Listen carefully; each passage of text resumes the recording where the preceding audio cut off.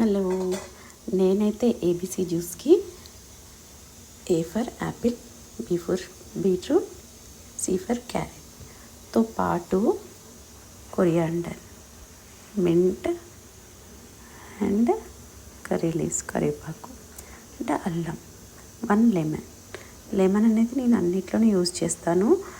ఎందుకంటే vitamin C ఉంటుంది. So బాడీకి చాలా అవసరం విటమిన్ సి. ఏది ఫుడ్ అబ్జార్ప్షన్ జరగాలన్నా, విటమిన్ డి అబ్జార్ప్షన్ జరగాలన్నా, ఏది జరగాలన్నా కూడా మనకి విటమిన్ సి హెల్ప్ ఉంటేనే జరుగుతుంది. సో విడిగా పిల్లల్ని కర్రీలో తినమంటే ఇవన్నీ వేసి తింటారా? ఇది పక్కన పడేస్తారు, ఇది పక్కన పడేస్తారు, ఇది పక్కన పడేస్తారు. సో ఇక్కడ నో ఆప్షన్. ఇవన్నీ మిక్సీ కొట్టేస్తే వాళ్ళకి మనం ఏం వేసామో కూడా తెలియదు. సో నా ఏబీసీ జ్యూస్ అయితే ఇలా ఉంటుంది. సో నేనైతే జింజర్ కూడా వేస్తాను. ఇది చాలా మంచి యాంటీబయాటిక్. సో అందుకని యూజ్ చేస్తాను.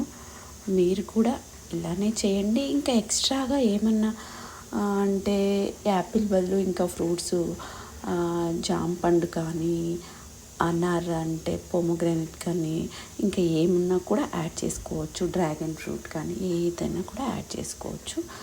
మెయిన్గా అయితే మనం ఏ జ్యూస్లో అయినా కూడా లెమన్ అండ్ జింజర్ వేసుకోవడానికి ట్రై చేయండి. అండ్ కర్రీ లీవ్స్ కూడా ట్రై చేయండి. ఎందుకంటే విడిగా అయితే పిల్లలకి ఇష్టం ఉండదు అండ్ తీసేస్తూ ఉంటారు.